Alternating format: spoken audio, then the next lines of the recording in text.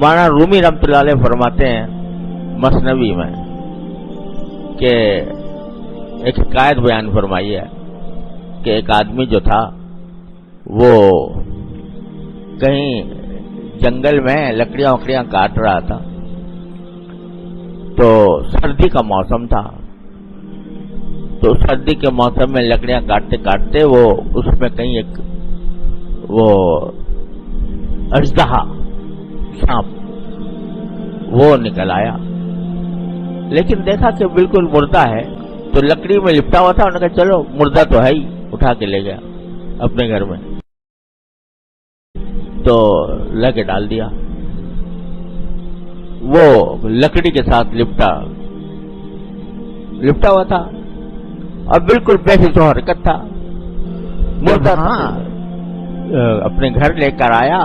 تو وہاں سردی کا موسم تھا، وہاں ذرا گرمائی ملی، تو کچھ دنوں کے بعد اس میں حرکت پیدا ہو گئی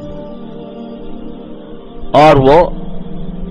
جیسے مردے سے زندہ ہو جاتا ہے اس طرح ہو گیا۔ اب وہ جو ہے اور اس نے کسی کو ڈس لیا جا کے، تو حضرت مولانا رومی رحمۃ اللہ علیہ فرماتے ہیں کہ انسان کا جو نفس ہے یہ تربیت کے بعد، مشق کے بعد ہو تو جاتا ہے کہ ایسا ہے جیسے کہ مردہ، لیکن جہاں اس کو کوئی موقع ملتا ہے غلط خواہشات پیدا کرنے کا تو یہ پھر زندہ ہو جاتا۔ تو مولانا فرماتے ہیں نفس اجدر ہاست او کے مرداس، نفس اجدر ہاست او کے مرداس، از غم بے آلتی افسرداس۔ یہ جو نفس ہے ہمارا یہ تو ایک اژدہا ہے، یہ اژدہا جو ہے یہ مرا کہاں ہے؟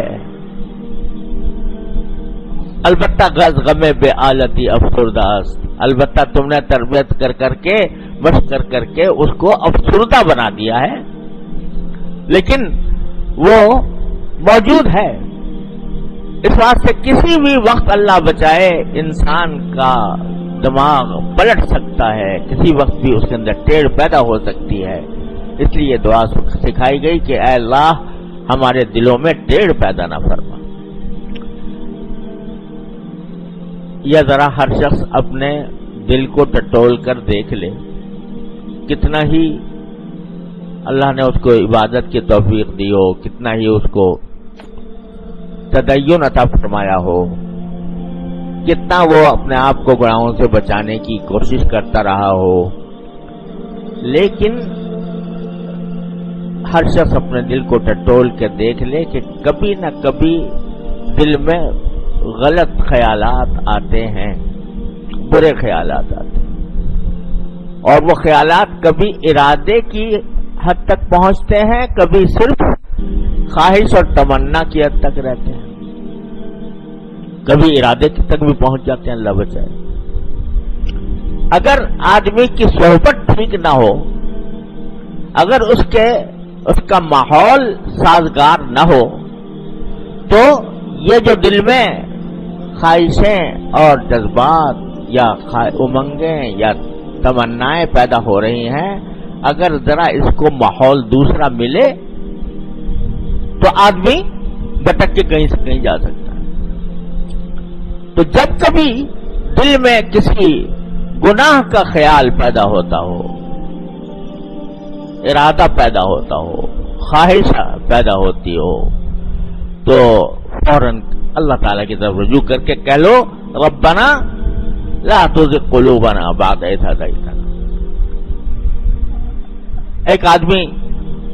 ایک ایسے ماحول میں جا رہا ہے کہ جہاں اس کو اندیشہ ہے کہ میری نگاہ بھٹک جائے گی